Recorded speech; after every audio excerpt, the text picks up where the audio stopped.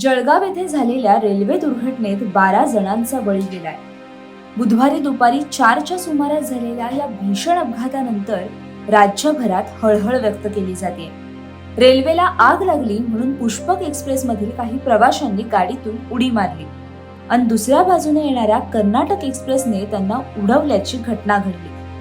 हा अपघात विचित्र असल्याने सुरुवातीला कुणालाच काही कळालं नाही, पण आता या अपघाताबाबत काही खुलासे समोर येत आहेत।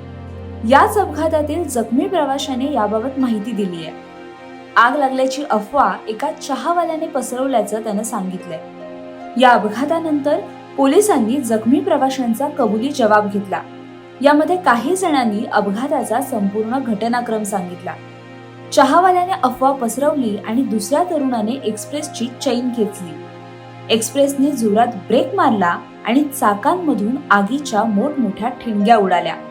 त्यामुळे एक्सप्रेसला आग लागल्याच्या अफवेवर प्रवाशांचा विश्वास बसला आणि आम्ही मागचा पुढचा विचार न करता एक्सप्रेसमधून उड्या मारल्या। गाडीतून उतरून प्रवासी हे शेजारच्या रुळावर थांबले, पण त्याच वेळी रुळावरून कर्नाटक एक्सप्रेस जाणार होती।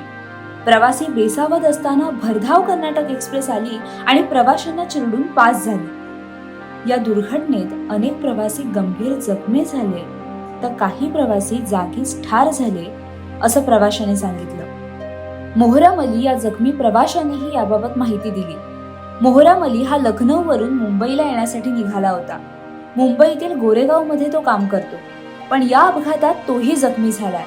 त्यामुळे त्याच्यावर पाचोऱ्यातील रुग्णालयात उपचार करण्यात येत आहेत। त्याच्यासोबत आणखी 4 जण याच रुग्णालयात उपचार घेत आहेत। आम्ही चौघे मुंबईकडे निघालो होतो।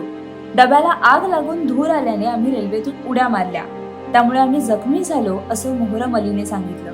त्यामुळे प्रवाशांनी दिलेल्या जबाबानुसार केवळ अफवेमुळे या दुर्घटनेत अनेकांचा बळी गेल्याचं दिसून येत आहे। पोलिसांकडून आता अफवा पसरवणाऱ्या चहावाल्याचा शोध सुरू आहे। या दुर्घटनेत काही मृतदेहांच्या चिंध्या झाल्याने त्यांना ओळखता येणं कठीण झालंय। त्यामुळे DNA टेस्ट करून प्रवाशांची ओळख पटवली जाणार आहे।